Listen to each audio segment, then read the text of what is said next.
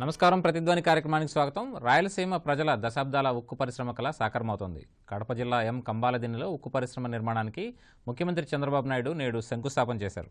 పైలాన్ను ఆవిష్కరించారు. Rayalaseema steel corporation పేరుతో 3000 ఎకరాల విస్తీర్ణంలో 20,000 కోట్ల పెట్టుబడులతో ఉక్కు పరిశ్రమను ప్రభుత్వం నిర్మించనుంది. ఉత్పత్తి లక్ష్యం ఏడాదికి 3 మిలియన్ టన్నులు. ఈ ఉక్కు పరిశ్రమతో ప్రత్యక్షంగా పరోక్షంగా లక్షల మందికి ఉపాధి అవకాశాలు లభిస్తాయని చంద్రబాబు పేర్కొన్నారు. కేంద్రం మొండి చేయి చూపినా రాష్ట్ర ప్రభుత్వమే ఉక్కు సంకల్పంతో ఆ బాధ్యతను తీసుకోవడం పట్ల సర్వత్రా హర్షం వ్యక్తమవుతోంది. ఈ నేపథ్యంలో సాకారమవుతున్న కడప ఉక్కు పరిశ్రమ పూర్వపరాలపై ప్రతిధ్వని చర్చను చేపట్టింది. ఈ చర్చలో పాల్గొంటున్న ప్రముఖులు గురజాల మాల్యాద్రి గారు, తెలుగుదేశం పార్టీ విజ్ఞాన కేంద్రం సమన్వయకర్త, ఎం కృష్ణారావు గారు, ఆర్థిక పారిశ్రామికవేత్త, అనవర్పు బ్రహ్మయ్య గారు, సీనియర్ పాత్రికేయులు, సామాజిక విశ్లేషకులు.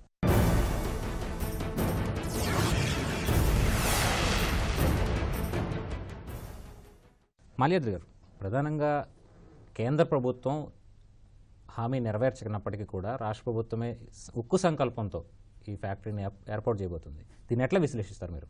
రాయలసీమ ప్రజల యొక్క చిరకాల వాంఛ. అనేక మంది విద్యార్థి యువజన సంఘాలు అనేక సంవత్సరాలుగా అనేక ఆందోళనలు చేస్తూ ఉన్నారు. ఇది కావాలని ప్రజాప్రతినిధులందరూ కోరుతూ ఉన్నారు. దానికోసం అనేక ఆందోళనలు చేపట్టారు. చట్టసభల్లో అనేక సార్లు ప్రతిపాదనలు చేశారు. వాటన్నిటి కారణంగా విభజన హామీల్లో అదొకటి చేర్చడం జరిగింది. విభజన హామీలన్నీ లెటర్ అండ్ స్పిరిట్తో అమలు జరుపుతానని ఎన్నికల సందర్భంగా ప్రధానమంత్రి అభ్యర్థిగా ఉన్న మోడీ గారు 5 కోట్ల ఆంధ్రులకి, ప్రత్యేకించి రాయలసీమ వాసులకి హామీ ఇవ్వటం జరిగింది. 6 నెలల్లో దీని సాధ్యాసాధ్యాలు పరిశీలించి దీని సంగతి తేల్చేయాలని చెప్పి చట్టంలో కూడా పెట్టడం జరిగింది. 6 నెలలు పోయింది, 4 సంవత్సరాలు 6 నెలలు కూడా దాటింది. దీనికి ఫీజిబిలిటీ లేదని చెప్పి కేంద్ర ప్రభుత్వం చెప్తూ ఉంది. మరలా మెకాన్ సంస్థ ఇస్తే ప్రాథమిక నివేదికలో దీనికి ఫీజిబిలిటీ ఉందని చెప్పి మెకాన్ ప్రాథమిక నివేదికలో కూడా చెప్పింది. అయినా రాష్ట్ర ప్రభుత్వం, ముఖ్యమంత్రి గారు పదే పదే కోరినప్పటికీ కూడా ఈ కేంద్ర ప్రభుత్వం పెడచెవిన పెడుతూ వస్తూ ఉంది. మరి అనేక రాయితీలు కూడా రాష్ట్ర ప్రభుత్వం కేంద్ర ప్రభుత్వానికి ఆఫర్ చేయటం జరిగింది. మీకు ల్యాండ్ ఎంత కోరితే అంత ఇవ్వటానికి రాష్ట్ర ప్రభుత్వం అంతా సిద్ధం చేయటం జరిగింది. అట్లాగే ఓబులాపురంతో పాటు ప్రకాశం జిల్లాలో ఉండే ఈ గనులన్నీ కూడా, ఇనుప గనులన్నీ కూడా వాళ్ళకి ఇవ్వటానికి సమ్మతించింది. అదేవిధంగా అక్కడ ఇన్ఫ్రాస్ట్రక్చర్ తయారు చేయడానికి వాటరు, గండికోట నుంచి మనకు సమృద్ధిగా వాటర్ ఉన్నాయి. అలాగే మనకి రాయలసీమ థర్మల్ పవర్ ప్లాంట్ నుంచి పవరు అనుకూలంగా ఉంది. అలాగే పక్కనే రైల్వే లైన్ అనుకూలంగా ఉంది. దగ్గరలోనే మనకి కృష్ణపట్నం పోర్ట్ ఉంది. ఇన్ని ఉన్నప్పుడు దీనికి ఫీజిబిలిటీ లేదంటారు కేంద్ర ప్రభుత్వం. చివరికి రాష్ట్ర ప్రభుత్వం 11 రోజులు ఒక ఎంపీ నిరాహార దీక్ష చేస్తే పెడచెవిన పెట్టారు. చివరికి ముఖ్యమంత్రి గారు ఒకటి చెప్పారు, ఇదిగో ఇన్ని నేను రాయితీలు మీకు ఆఫర్ చేస్తున్నా, కేంద్రానికి మీరు పెట్టండి. లేదు, మీరు పెట్టలేమంటే మేము పెట్టుకుంటాం, మాకు కేంద్రం నుంచి పన్నులు మినహాయింపు ఇవ్వండి. ఎందుకు చేయలేదు అన్నప్పుడు ఇనుప ఖనిజాలపైన ఆ ల్యాండ్, ఆ 12,000 ఎకరాలు గాలి జనార్దన్ రెడ్డికి ఇవ్వటం జరిగింది. దానిపైన గాలి జనార్దన్ రెడ్డి గారికి ఇంట్రెస్ట్ ఉంది. గాలి జనార్దన్ రెడ్డి తోటి జగన్మోహన్ రెడ్డి కూడా పార్ట్నర్షిప్ ఉంది. రహస్య మిత్రుడిగా జగన్మోహన్ రెడ్డి బీజేపీకి ఉన్నాడు. బీజేపీలో కర్ణాటక ఎన్నికల్లో 7 సీట్లు గాలి జనార్దన్ రెడ్డి అడిగిన వాళ్ళకి ఇచ్చాడు. అక్కడ గ్రౌండ్ వర్క్ అంతా గాలి జనార్దన్ రెడ్డి బీజేపీ తరఫున చేశాడు. అందువలన గాలి జనార్దన్ రెడ్డికి జగన్మోహన్ రెడ్డి ఒత్తిడితో వాళ్ళ ప్రయోజనాల కోసం, వాళ్ళకి కట్టబెట్టడం కోసం దీన్ని మొండి చేయి, రాయలసీమ ప్రజలకు మొండి చేయి చూపించడం జరిగింది. ఫ్యాక్షన్ అడ్డాని ఒక పారిశ్రామిక గడ్డగా మార్చాలంటే ఇది బ్రహ్మాస్త్రము, ఇది ఒక వజ్రాయుధము అని చెప్పి భావించి ఒక ఉక్కు సంకల్పంతో చంద్రబాబు నాయుడు గారు లోటు బడ్జెట్ ఉన్నప్పటికీ ఇప్పుడు 8,000 కోట్ల రూపాయలు జనవరి లోపల రైతు రుణమాఫీకి జమ చేయాల. 3,000 కోట్ల రూపాయలు ఈరోజు ఓవర్ డ్రాఫ్ట్ ఉంది రిజర్వ్ బ్యాంక్కి. అయినప్పటికీ ఒక ఉక్కు సంకల్పంతో ఒక 2,000 కోట్ల రూపాయలు కేటాయించి ఒక 3,000 ఎకరాలని ఇచ్చి ఆ రంగానికి శ్రీకారం చుట్టడం జరిగింది. ఇది ఒక 100 కిలోమీటర్ల పరిధిలో మొత్తం రాయలసీమనంతా కూడా ఒక మహానగరంగా, ఒక అనేక ఆక్సిలరీ యూనిట్స్ తోటి రాయలసీమకి ఇది ఒక పెద్ద వరప్రసాదంగా చంద్రబాబు నాయుడు గారు ఇచ్చాడు. ఒక రాయలసీమ వాసిగా చంద్రబాబు నాయుడు గారికి హ్యాట్స్ ఆఫ్. ప్రభుత్వ పరంగా మీరు వివరాలు ఇవ్వలేదు, ఖనిజాల కేటాయింపుకు సంబంధించి కానీ న్యాయపరమైనటువంటి అంశాలకు సంబంధించి కానీ వివరాలు ఇవ్వలేదు అన్నది కేంద్ర ప్రభుత్వ ఆరోపణ. దానిపై మీరేమంటారు? ఇవి కుంటి సాకుల నిజమా? 4.5 సంవత్సరం ఏంటి? మీకు అన్ని హక్కులు ఉన్నాయి. అతనికి ఆ రోజు గనులు కేటాయించారు, దానికి కూడా టైం అయిపోతుంది. టైం అయిపోవటమే కాదు, పోనీ మీరు ఇన్ఫ్రాస్ట్రక్చర్ డెవలప్ చేసే లోపల టైం అయిపోతుంది. గనులన్నిటిపైన మీకు హక్కు వస్తుంది. అది కుంటి సాకు మాత్రమే. లేదు, అవి క్యాన్సిల్ చేసే అధికారం కూడా కేంద్ర ప్రభుత్వానికి, సెంట్రల్ మైనింగ్ డిపార్ట్మెంట్కి ఉంది. ఇన్ని అధికారాల హక్కులు పెట్టుకున్న మీకు ఇవన్నీ కుంటి సాకులు కాదా? ఈరోజు మేము పెడుతున్నాం, మాకు ఇవన్నీ మరి మీకు అడ్డం అయితే మాకు అడ్డం కాదా? కృష్ణారావు గారు, ఒక రకంగా మనకి విశాఖ ఉక్కు తీర ప్రాంతంలో ఉంది, అతిపెద్ద దక్షిణ భారతంలో అతిపెద్ద ఉక్కు పరిశ్రమ, 6.3 మిలియన్ టన్నుల ఉత్పత్తి సామర్థ్యం. రాయలసీమలో 3 మిలియన్ టన్నుల సామర్థ్యంతో ఉక్కు ఫ్యాక్టరీని పెట్టబోతుంది. ఇది ఎట్లా పరిస్థితిని మారుస్తుంది అంటారు మొత్తంగా దక్షిణ భారతదేశంలో కానీ ఆంధ్రప్రదేశ్కి కానీ? రాయలసీమ వర్షపాతం తక్కువగా ఉంటుంది, పంటల మీద అంత ఎక్కువగా ఆదాయం లేని పరిస్థితిలో ఆ ప్రాంతానికి ఇండస్ట్రియలైజేషన్ ఒక్కటే ఒక మార్గం. వాళ్ళ ప్రాంతంలో ఉన్న ప్రజలకి అన్ని విధాలుగా మంచి సౌకర్యవంతమైన జీవితం కలిగించాలి అంటే ఇండస్ట్రియలైజేషన్ కావాలి. ఇండస్ట్రియలైజేషన్ చేయాలంటే ఒక యాంకరింగ్ ఇండస్ట్రీ, కడప ఉక్కు పరిశ్రమ లాంటిది ఒక యాంకరింగ్ ఇండస్ట్రీ ఎప్పటి నుంచో రావాలి. అయితే ఇప్పటిదాకా రాకపోవడానికి ఏపీ రీఆర్గనైజేషన్ బిల్లో ఉన్నా కూడా possibility of starting a industry there అని ఒక పాయింట్ మీద వాళ్ళు టాస్క్ ఫోర్స్ వేయటం, సెయిలు ఇది అన్వయబుల్ అని చెప్పటం, దాన్ని తీసుకెళ్ళి వీళ్ళు సుప్రీంకోర్టులో కడప ఉక్కు పరిశ్రమ అన్వయబుల్ అని చెప్పటం, దాంతో కడప ఉక్కు పరిశ్రమ మీద బ్రహ్మాండమైన అటెన్షన్ వచ్చింది. అంటే మమ్మల్ని అన్యాయం చేయడం కోసం మీదొక మార్గంగా ఎంచుకున్నారు. సెంట్రల్ గవర్నమెంట్ స్టెప్ మదర్లీస్ ట్రీట్మెంట్ ఇస్తూ ఇంతవరకు ఏది సహకరించకపోగా ఈ ఇండస్ట్రీని కూడా రాకుండా చేయటానికి అనే దాంట్లోని ఎంపీ గారు మరి ఆ రోజున నిలబడి 11 రోజులు దీక్ష చేసి ఆ తర్వాత చంద్రబాబు నాయుడు గారు ఆప్షన్స్ ఇచ్చారు సెంట్రల్ గవర్నమెంట్కి. పబ్లిక్ సెక్టార్లోనైనా పెట్టండి, ప్రైవేట్ సెక్టార్లోనైనా పెట్టండి, లేదు జాయింట్ వెంచర్లోనైనా పెట్టండి, లేదు మీరు ఈ 3 చేయకపోతే ఇక మేమే పెడతాము, ఇన్సెంటివ్స్ మాత్రం మీరు ఇవ్వండి అనే ఉద్దేశంతో వచ్చారు. ఈ రీఆర్గనైజేషన్ బిల్లు ఉన్నది ఎడుగుడు వాళ్ళు ఒక్కడు కూడా చేయలేదు కాబట్టి ఇది చేయరనే ఉద్దేశం మనకు అర్థమైపోయింది. అయితే ఈ రోజున 18,000 నుంచి 20,000 కోట్లు ఇన్వెస్ట్మెంట్ అయ్యే ఈ పరిశ్రమకి సెంట్రల్ గవర్నమెంట్ ఏ రకంగానూ అందుబాటులోకి రాదు కాబట్టి స్టెప్ బై స్టెప్ వెళ్లాల్సిన పరిస్థితి స్టేట్ గవర్నమెంట్కి వచ్చేసింది. మైనింగ్లో ఆల్రెడీ వాళ్ళ దగ్గర ఉండే డేటా ప్రకారం 270 మిలియన్ టన్స్ అవైలబుల్గా ఉంది. ఈ పరిశ్రమకి 30 సంవత్సరాలుగా ఇండస్ట్రీ నడిచినా కూడా వాళ్ళకి కావాల్సిన 160 మిలియన్ టన్స్ మాత్రమే. అంత అవైలబిలిటీ ఉందని ఆల్రెడీ రిపోర్ట్ వచ్చినా కూడా ఈ మెకెన్ వాళ్ళు ముందు చెప్పినా కూడా మిగతా వాళ్ళు ఇప్పుడు మళ్ళీ టాస్క్ ఫోర్స్ చేశారు. మొన్న ఎంపీస్ అందరూ వెళ్ళిన తర్వాత స్టీల్ మినిస్ట్రీ దగ్గరికి వెళ్ళిపోతే మళ్ళీ టాస్క్ ఫోర్స్ వేసి వితిన్ 6 monthsలో నాకు రిపోర్ట్ ఇవ్వమని చెప్పారు.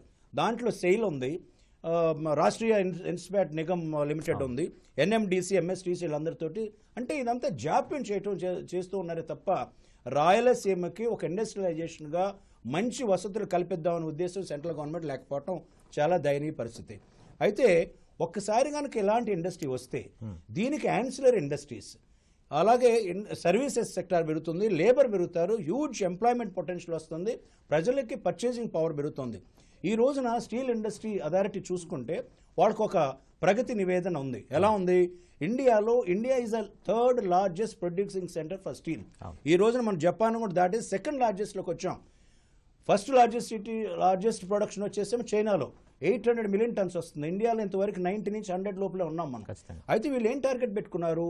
2030 కల్లా 300 మిలియన్ టన్స్ ప్రొడక్ట్ చేయాలి అని దీని మీద టార్గెట్ వేసి 10 lakh crores ఇన్వెస్ట్ చేయాలనేది ప్రాతిపదిక పెట్టుకున్నారు. దానికి స్టీల్ ఇండస్ట్రీలో ముఖ్యంగా ఎఫ్డిఐ, ఫారిన్ డైరెక్ట్ ఇన్వెస్ట్మెంట్ 100% అవైలబుల్గా చేసుకోవచ్చు అని చెప్పారు. మన ఇండియాలోనే కాదు, ఎవరైనా సరే వచ్చి ఈ స్టీల్ ఇండస్ట్రీ పెడతారు వీలుంది. Steel industry 2% జీడిపిని పెంచుతోంది.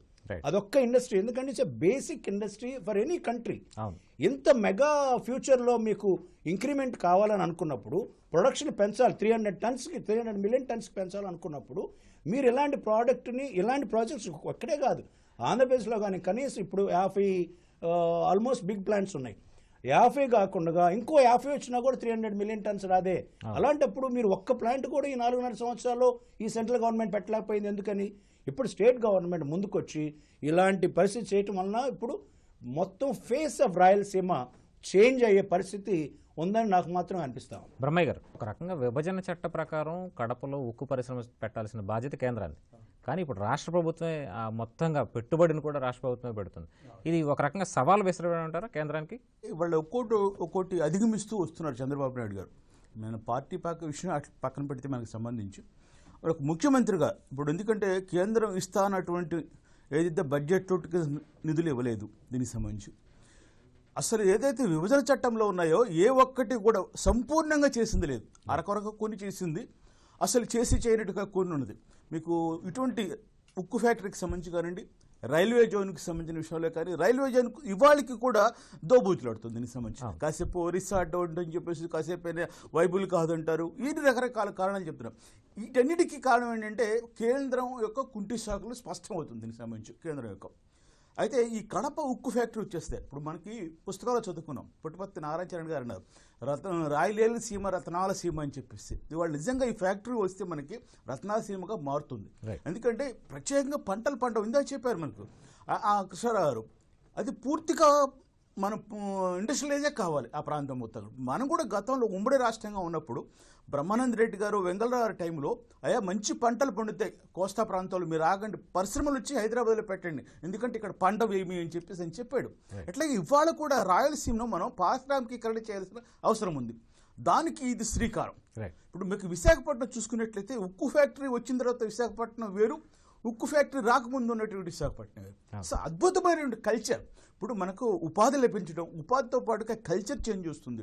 అనేక మంది కల్చర్కి సంబంధించిన పీపుల్ అక్కడికి వస్తారు, చదువుకున్నవారు, చదువు లేని వాళ్ళు, అట్లనే రకరకాల అంశాలతో స్టీల్ ఫ్యాక్టరీ మీద ఆధారపడికే వాళ్ళు ఉంటారు. దీని నుంచి ఇటు అద్భుతమైన ప్రకృతిని రాష్ట్ర ప్రభుత్వం దీన్ని ఒక సవాలుగా తీసుకొని, ఇప్పుడు వాస్తవం చెప్పాల్సింది ఏంటంటే ఇది ఎన్నికల ముందు పెట్టినట్టు ప్రారంభమైనటువంటి ఫ్యాక్ట్ ఈ ప్రతిపాదన కానీ శంకుస్థాపన కానీ. అయితే ఇది ఎన్నికల కోసం పెట్టారనే భావన రానియకుండా ముఖ్యమంత్రి చంద్రబాబు నాయుడు గారు చర్యలు తీసుకోవాల్సిన అవసరం మాత్రం ఉంది దీనికి సంబంధించి. ఎందుకంటే ఎన్నికలు ఇంకో 2 నెలల్లో ఉన్నాయి.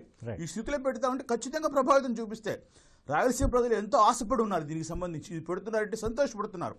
ఆ సంతోషాన్ని నిలుపుకోవాల్సిన బాధ్యత మాత్రం తెలుగుదేశం పార్టీకి, అట్లాగే ముఖ్యమంత్రి చంద్రబాబు నాయుడు గారికి ఉంటుంది ఖచ్చితంగా దీనికి సంబంధించి. అట్లాగే ఇతర అంశాలు ఏదైతే వాగ్దానాలు చేసిందో ఆ విషయంలో మనం రేపు ప్రధానమంత్రి గారు రాయబోతున్నారు. అందరు ప్రజలు అడుగుతున్నారు, మాకు మట్టి నీళ్లు కాదు, మాకు హోదా కావాలని చెప్పేసి అడుగుతున్నారు దానికి సంబంధించి. సో ఇటువంటి విషయంలో ఇప్పటికైనా కూడా కేంద్ర ప్రభుత్వం, ఎందుకంటే ప్రధానమంత్రి రాబోతున్నారు త్వరలో 6వ తారీఖు నాడు మనకి మంగళగిరి ఏరియాలో పెడుతున్నారు. ఆ సమయంలో అయినా కూడా ఈ హోదాకి సంబంధించి కానీ మన రాష్ట్రానికి కావలసిన విడుదల చేయవలసిన నిధులను విడుదల చేస్తారని చెప్పి భావిద్దాం. మనకు మాల్యాద్రి గారు, ఒక రకంగా సెయిల్ కానీ మెకాన్ కానీ ఈ ఫ్యాక్టరీ కడపలో ఉక్కు పరిశ్రమ ఏర్పాటు లాభదాయకం కాదు అని చెప్పి నివేదికలు ఇచ్చాయి. అసలు కేంద్ర ప్రభుత్వం ఈ నివేదిక ఆధారంగా దాన్ని అడ్డుకోవడం సమాఖ్య స్ఫూర్తికి విరుద్ధమా కాదంటారు? లాభదాయకం కాదనేది అవాస్తవం. ఈరోజు స్టీల్ పరిశ్రమ లాభాలలో ఉన్నది. మనకి ఈరోజు 91 మిలియన్ టన్నులు మన ఉత్పత్తి సామర్థ్యం.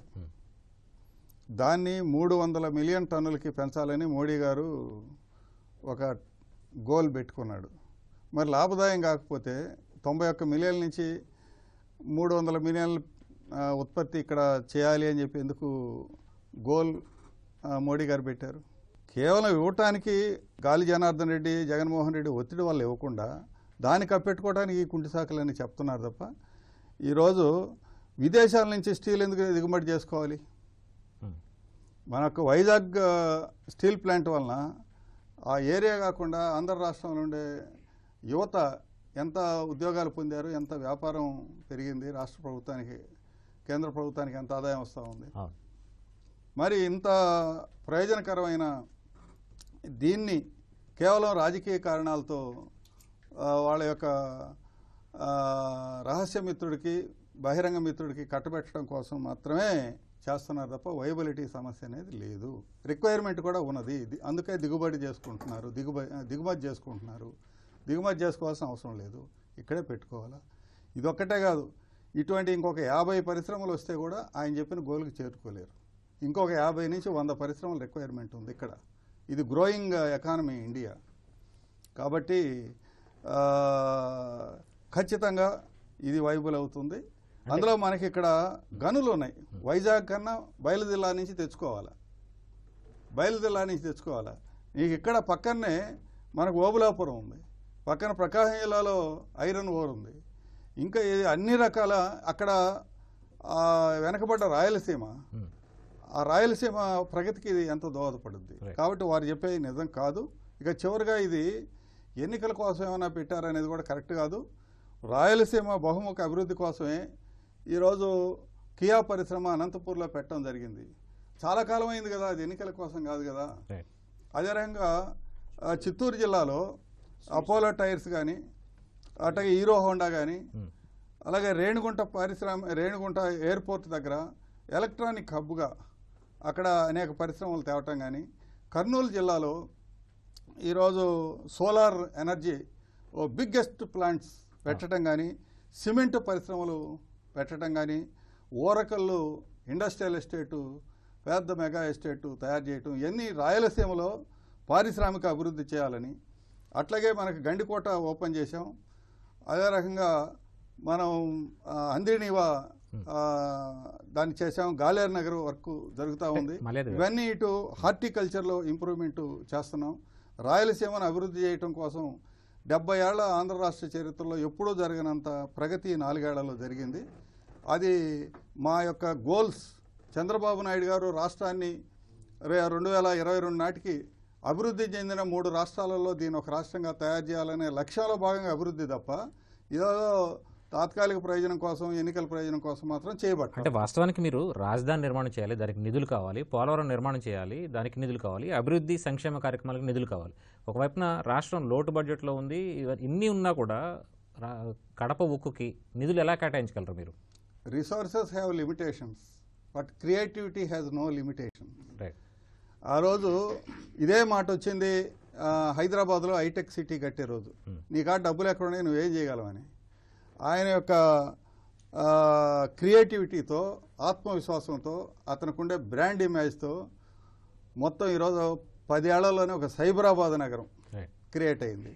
ఆంధ్ర రాష్ట్రంలో కూడా రూపాయి లేకుండా 33,000 ఎకరాల భూములు సేకరించి 4 ఏళ్లలో ఎంత ప్రగతి వచ్చిందో ఈరోజే మీరు చూశారు. ఈరోజు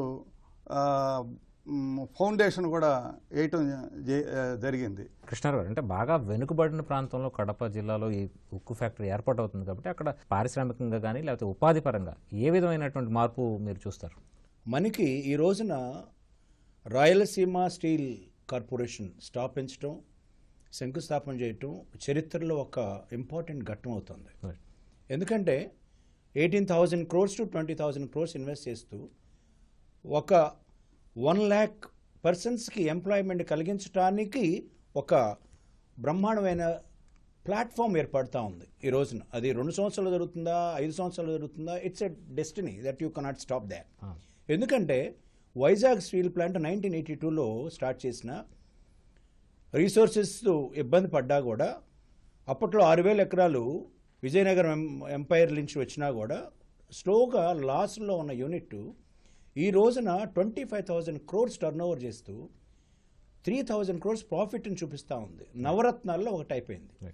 సెంట్రల్ గవర్నమెంట్ దాన్ని డిజిన్వెస్ట్మెంట్ చేసే పద్ధతిలో ఉంది ఈ రోజున. అంటే ఆల్రెడీ పెరిగిన దాంట్లో నుంచి డిజిన్వెస్ట్ ప్రైవేట్ పార్టిసిపేషన్ చేసి ఆ డబ్బుని గవర్నమెంట్ తీసుకునే పరిస్థితిలో ఉంది. ఆ డబ్బు తీసుకొచ్చి కడపలో పెడితే ఇంకొక రీసోర్స్ అవ్వదా? Just think about it. అలాగే వాళ్ళకి 8,000 acres ఆఫ్ ల్యాండ్ జెన్యున్గా ఉండి 17,000 పర్మనెంట్ ఎంప్లాయీస్ ఉన్నారు. 60,000 మంది ఇండైరెక్ట్ ఎంప్లాయ్మెంట్ పొందుతూ ఒక స్టీల్ ప్లాంట్ మూలానే వైజాగ్ పెరిగిందా అనే ఒక భావనలోకి వచ్చాం. అంటే ఎంత ఎంప్లాయ్మెంటు, ఎంత సోర్స్ ఆఫ్ ఇన్కమ్, ఎంతమందికి ఉపాధి అనేది రకరకాల స్టేజెస్లో పెరిగిపోయిన సిటీ. అంటే ఒక స్టీల్ ప్లాంటు ఇంతమందికి ఉపాధి కల్పిస్తుంది అనేది జగమెరిగిన సత్యం అని చెప్పి నేను చెప్తా ఉన్నాను. అలా కాకుండా స్టీల్ ప్లాంట్లో కూడా ఇబ్బందులు ఉన్నాయి. There is a financial stress on the steel plants. అన్ని ఇండస్ట్రీలు కూడా they are not doing very good. చాలా యూనిట్స్ మూతపడిపోయినాయి. ఎందుకంటే it's a high intensive captive industry. ఎక్కువ క్యాపిటల్ని ఇన్వెస్ట్ చేసి వెయిట్ చేయాలి. అదిగాక ఇండస్ట్రీ ఒక్కసారి పైకి వెళ్తుంది, ఒకసారి కిందకు వస్తుంది. స్టీల్ ఇండస్ట్రీ స్టీల్ పైకి వెళ్ళి సిమెంట్ పైకి వెళ్ళగానే గవర్నమెంట్లను ఇన్వాల్వ్ అయిపోయి ఇంకేముంది ఇల్లు కట్టుకోలేకపోతున్నాం, entire economy is getting spoiled అని చెప్పేసి మళ్ళీ దిగి వస్తారు. రాబోయే 5 సంవత్సరాల్లో మన ప్లాంట్ కనుక రెడీ అయితే again it will early bird లాగా ఎర్లీ ఇన్సెంటివ్స్ కనుక ఇస్తూ పోతే వీళ్ళకి మంచి అభిప్రాయం ఏర్పడుతుంది. అలా కాకుండా ఈ స్టీల్ ఇండస్ట్రీలో ఉన్న ప్రాబ్లం ఏంటంటే రైట్ రా మెటీరియల్ రైట్ ప్రైస్కి దొరకటం లేదు. ఎందుకంటే లేబర్ కాస్ట్ అవటం మూలంగా జరుగుతూ ఉంది. అలా ఇది కనుక మనం చేస్తే ఇంకొక థ్రెట్ ఏంటంటే మనం కనుక ఇలాగే వెళ్తూ ఉంటే చైనా ఇంపోర్ట్ చేసి మన దెబ్బతీసే పరిస్థితిలో ఉంటుందన్నమాట. ఎందుకంటే వాళ్ళకి 800 మిలియన్ టన్స్ అంటే వరల్డ్లో 50% రిక్వైర్మెంట్ చైనా ఒకటే ప్రొడ్యూస్ చేస్తుంది కాబట్టి వాళ్ళకి వరల్డ్ మార్కెట్ కాబట్టి దే విల్ డంప్ ఇట్. మనం we should put the plants, run the industry, produce. ఇది కాకుండా మనం వెయిట్ చేస్తూ కూర్చుంటే ఇంపోర్టేషన్ పెరిగిపోతుంది, అది చీప్ అయిపోతుంది. అదొకటి కాకుండా మనకి ఈ స్టీల్ కార్పొరేషన్కి అనంతపూర్లో కానీ ప్రకాశం జిల్లా కానీ విపరీతమైన మైన్స్ ఉన్నాయి. 270 మిలియన్ టన్స్ ఐరన్ ఓర్ రెడీగా ఉందని చెప్తున్నారు. ఈ ప్లాంట్కి రిక్వైర్మెంట్ వచ్చేసి మనకి 160 మిలియన్ టన్స్ ఉంటే సరిపోతుంది 30 సంవత్సరాలకి. ఇది ఇప్పుడే కాదు. అలాగే అసలు ఈ స్టీల్ ఇండస్ట్రీకి ఎందుకు కావాలంటే ఇన్ఫ్రాస్ట్రక్చర్ ఇండస్ట్రీ. మంది వెరీ ఫాస్ట్ గ్రోయింగ్ ఎకానమీ. మన జీడిపి గ్రోత్ మిగతా దేశాల కంటే కూడా చాలా ముందు ఉంది. ఇలాంటి జీడిపి గ్రోత్ ఉన్న కంట్రీకి ఎప్పుడు కూడా బేసిక్ ఇన్ఫ్రాస్ట్రక్చర్ ఇండస్ట్రీలో ఒక స్ట్రెంగ్త్ కావాలి. ఆ స్ట్రెంగ్త్లో ఇన్వెస్ట్ చేయడం వల్ల లాంగ్ రన్ బెనిఫిట్స్ ఉంటాయి. దానివల్ల అక్కడ మొత్తం యూత్కి ఈ రోజున 50% మన స్టాటిస్టిక్స్ వచ్చినాయి. ఇండియాలో 50% పాపులేషన్ ఈజ్ యూత్. వాళ్ళకి రాబోయే 5 సంవత్సరాలు 10 సంవత్సరాలు మీరు ఎంప్లాయ్మెంట్ కనిపించకపోతే, ఇలాంటి ఇండస్ట్రీలు రాకపోతే మొత్తం రాష్ట్రమే దెబ్బతినే పరిస్థితి ఉంటుంది. ఎందుకంటే ప్రోగ్రెసివ్గా ఎకానమీ పెరగాలి, ఆ తర్వాత దాంట్లో నుంచి పర్చేసింగ్ పవర్ పెరగాలి, మనుషులు డబ్బు ఖర్చు పెట్టాలి, ట్యాక్సులు పే చేయాలి, జీడిపి స్టేట్కి పెరుగుతుంది, ప్రతి మనిషికి కూడా ఆదాయం పెరిగే పద్ధతి ఇలాంటి ఇండస్ట్రీలు ఉండటం వల్ల జరుగుతుంది అనేది నేను పూర్తిగా నమ్ముతున్నాను. బ్రహ్మయ్య గారు, కేంద్ర ప్రభుత్వం సహకారం లేకుండా, కేంద్ర ప్రభుత్వ రంగ సంస్థల సహకారం లేకుండా, సెయిల్ లాంటి సంస్థల సహకారం లేకుండా రాష్ట్ర ప్రభుత్వమే పెడుతుంది. ఇక్కడ అనుభవం ఏవి కూడా ఉంది. ఈ సమయంలో రాష్ట్ర ప్రభుత్వం ఏం చేయాలంటారు? ఇప్పుడు ఒకటండి, మనకి ఇందాక కూడా చెప్పుకున్నాం మనకు సంబంధించి, ఇది అన్ని అవకాశాలు ఉన్నటువంటి రాష్ట్రం. దీనికి సంబంధించి ప్రకృతి వనరులు అంటే ఐరన్ ఓరు పుష్కలంగా ఉంది, ఎన్విరాన్మెంట్లు అన్ని వాటర్ కానీ ఎలక్ట్రిసిటీ కానీ అన్నీ కూడా ఉన్నాయి. అంటే దీంట్లో దురుద్దేశం స్పష్టంగా కనిపిస్తుంది. కేంద్ర ప్రభుత్వం అన్నీ ఉన్నప్పటికీ కూడా రిజెక్ట్ చేస్తుందంటే ఇది పూర్తిగా రాజకీయమైనటువంటి కారణాలు అంతే తప్ప ప్రజల మీద ప్రేమ ఉన్నా కూడా ప్రేమ ఉందో లేదో తెలియని పరిస్థితి రాజకీయానికి ప్రాధాన్యత ఇస్తుంది కేంద్ర ప్రభుత్వం అర్థమవుతుంది ఇక్కడ నుంచి. అయితే ఇక్కడ అనుభవాలు ఏమి అని చెప్పుకుంటున్నారు అంటే ఎప్పుడూ కూడా ఏ పరిశ్రమ కూడా మనం కొత్తగానే అనిపిస్తుంది. ప్రారంభించినప్పుడు మనకి ఎక్స్పర్ట్స్ దొరుకుతారు. ఇవాళ ప్రపంచవ్యాప్తంగా ఎక్స్పర్ట్స్ మన కొరత ఏం లేదు దానికి సంబంధించి. మన చేతిలో తగినంత డబ్బులు ఉండాలి, ఎన్విరాన్మెంట్ పరిస్థితులు ఉంటే చాలు. దానికి సంబంధించి వాళ్ళు ఎక్స్పర్ట్స్ ఎక్కడి నుంచే వస్తారు. మనం ఏ దేశం నుంచి కావాలంటే వాళ్ళు గ్లోబలైజేషన్ జరిగిన ప్రాంతంలో మనం ఒక ఇండస్ట్రీ పెట్టాలనుకున్నప్పుడు దానికి అది ఏ ఇండస్ట్రీ అయినప్పుడు కూడా వాళ్ళ ఎకనామిక్ సపోర్ట్ ఇవ్వడానికి అట్లా టెక్నికల్ సపోర్ట్ ఇవ్వడానికి చాలా వసతులు కనిపిస్తున్నాయి మనకి సంబంధించి. సో కాబట్టి మీకు అనుభవం ఏమి అంటే ప్రత్యేకత ఏమీ లేదు. రాష్ట్ర ప్రభుత్వానికి చాలా పరిశ్రమలకు సంబంధించి కూడా గతంలో చేసి ఉన్నది. ఇవాళ కొత్త రాష్ట్రం ఏర్పడిన తర్వాత కొన్ని లేకపోవచ్చు, కానీ రాష్ట్ర ప్రభుత్వం తలుచుకుంటే ఇవాళ ఎక్స్పర్టైజ్ ఉంది కాబట్టి ఖచ్చితంగా ఉంటాయి. వీటన్నిటికి మించి ఈ కొత్త ఫ్యాక్టరీ రావటం వల్ల మనకి ధర ఇప్పుడు మనకి ఇందాక అనుకున్నాం సగటున 68 కిలోల వాడకం ఉన్నది మనకి పర్ క్యాపిటల్ అని చెప్పేసి. దాన్ని మనం పెంచాలి. పెంచడానికి ఎప్పుడైతే యూజ్గా అవైలబిలిటీ వస్తుందో మనం పెంచుకుంటాం. అంటే అభివృద్ధి కూడా సాధ్యమవుతుంది. ప్రభుత్వ విధానానికి ప్రజలు మద్దతు ప్రకటిస్తున్నారు కాబట్టి ఖచ్చితంగా ఈ టెక్నికల్గా ఉన్నటువంటి అంశాలను కూడా ప్రభుత్వం అధిగమించి సక్సెస్ చేస్తుందని భావిస్తున్నాం. విభజన చట్టం ప్రకారం కడప ఉక్కు పరిశ్రమ నవ్యాంధ్ర ప్రజల హక్కు. అవసరమైన వనరులన్నీ ఉన్నా కేంద్రం కుంటి సాకులతో కాలయాపన చేసింది. కేంద్ర వైఖరిపై పెద్ద ఎత్తున నిరసనగళం ఊపందుకుంది. ఈ పరిస్థితుల్లో రాష్ట్ర ప్రభుత్వం పూనుకొని ఉక్కు పరిశ్రమ స్థాపనకు సిద్ధమవడం కేంద్రానికి చెంపపెట్టని నిపుణులు భావిస్తున్నారు. ఇది నేటి ప్రతిధ్వని. నమస్కారం.